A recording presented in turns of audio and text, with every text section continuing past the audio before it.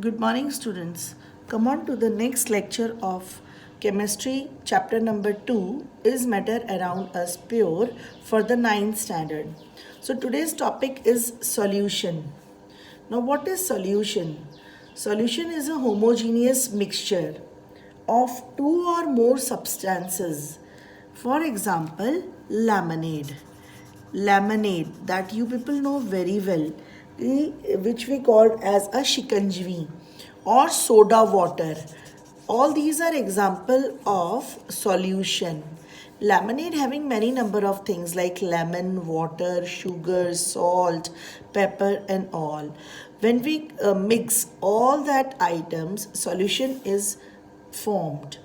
So solution is a homogeneous mixture, right? And solution having two components, solvent and solute. The solvent is what?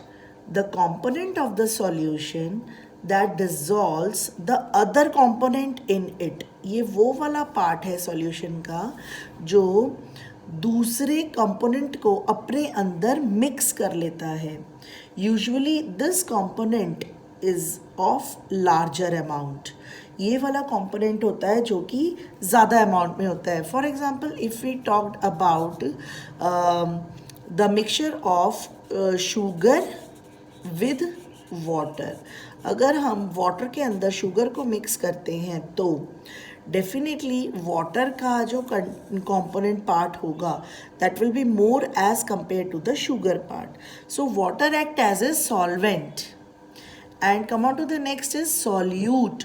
Solute means the component of the solution that is dissolved in the solvent. ये वो चीज़ होती है कि जो solvent के अंदर dissolve हो जाती है and usually it is in a lesser quantity, right. तो अगर if you take the same example sugar with water, so the sugar present in this solution is in lesser amount. So sugar act as a solute, water act as a solvent, and both of them, solvent plus solute, combine to form solution.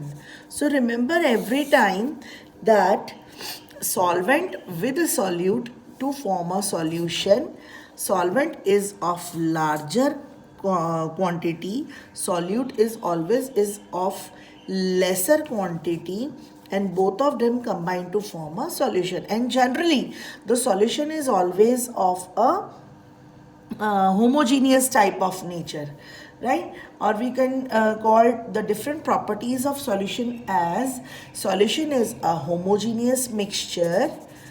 Homogeneous. In the previous lecture we have studied about homogeneous mixtures. Particles of the solutions are smaller than 1 nanometer. 1 nanometer means 10 raised to the power minus 9. इससे भी ज़्यादा छोटे particles होते हैं in diameter, that which we cannot be seen by our naked eyes. अगर glass में पानी और शुगर का एक सॉल्यूशन बना हुआ है और अगर मैं कोशिश करूं कि उसके पार्टिकल्स को देखूं कि मैं देख सकूं कि शुगर कहाँ कहाँ पर डिज़ोल्व है, तो no, this is not possible for my eyes to जज over the particles of sugar. So that is why their size is quite less. They do not scatter a beam of light passing through the solution. This is another property of solution, that is true solution, that they do not scatter the beam of light passing through the solution. ये भी एक तरह से आप ये देखिए, suppose मेरे पास यहाँ पर शुगर और वाटर का घोल मैं रखा हुआ है, यहाँ पर मेरे पास टॉर्च आ गई है और टॉर्च से जो लाइट यहाँ पे डल रही है पानी के अंदर, सॉल्यूशन के अंदर, तो इसके जो पार्टिकल्स हैं, एज वी हैव लर्न कि द पार्टिकल्स बहुत ज़्यादा छोटे हैं, नेकेड आई से हम देख नहीं सकते, तो ये पार्टिकल स्कैटर नहीं कर पाएंगे. They don't show the Tyndall effect, TYNDALL. They don't show the Tyndall effect. It is the effect which is invented by the scientist named as Tyndall. Tyndall ने ही ये इफेक्ट के बारे में समझाया है कि जब कभी भी लाइट स्कैटर कर जाती है पार्टिकल्स को तो हम कहते हैं टिंडाल इफेक्ट पॉसिबल है। लेकिन अगर ये लाइट पार्टिकल्स इस लाइट को स्कैटर नहीं करते तो हम ये कह सकते हैं कि Tyndall effect is not possible as it happens in solutions. Solution में पार्टिकल्स इतने छोटे छोटे हैं कि वो टिंडाल इफेक्ट शो नहीं करते। So the path of the light is not visible in a solution. ये रास्ता रोशनी यहाँ से क्रॉस होती हुई विजिबल नहीं है, लेकिन ये तब विजिबल होगी जब पार्टिकल का साइज बड़ा होगा, लाइट ट्रैवल कर जाएगी और पार्टिकल्स इसको स्कैटर करेंगे। The solute particles cannot be separated from the mixture by the process of filtration. यहाँ पे फिल्ट्रेशन भी कामयाब नहीं है। फिल्ट्रेशन प्रोसेस का कोई महत्व नहीं है इसमें। क्यों? क्योंकि फिल्ट्रेशन में क्या होता है कि आप फिल्टर पेपर लगाते हैं, ये पूरा का पूरा उसमें ऐसे पलटाते हैं तो आपके फनल पे कुछ आना चाहिए, आपके फिल्टर पेपर पे कुछ नीचे निकलना चाहिए, राइट। लेकिन अगर पार्टिकल साइज इतना छोटा है तो हमारे बीकर में नीचे कुछ नहीं निकलेगा। शुगर और वाटर की बात की जाए तो फिल्टर पेपर के ऊपर पार्टिकल्स कुछ नहीं आने वाले, राइट।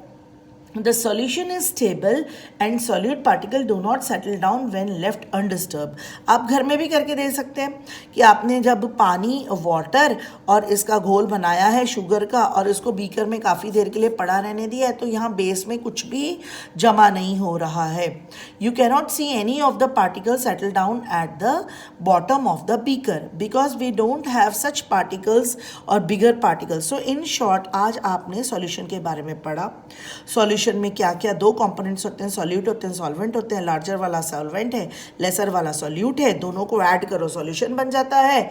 और एग्जांपल मैंने बड़ा सिंपल आपको लेमनेड या सोडा वाटर का लिया या शुगर प्लस वाटर का लिया, उसमें आपको मैंने प्रॉपर्टीज़ बता दी हैं कि सॉल्यूशन की क्या प्रॉपर्टीज़ हैं।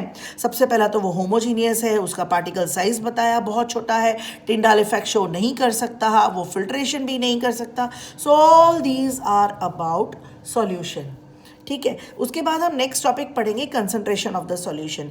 नेक्स्ट वीडियो में मैं आपको इसके बारे में थोड़ा ज़्यादा क्लियर करके बताऊंगी।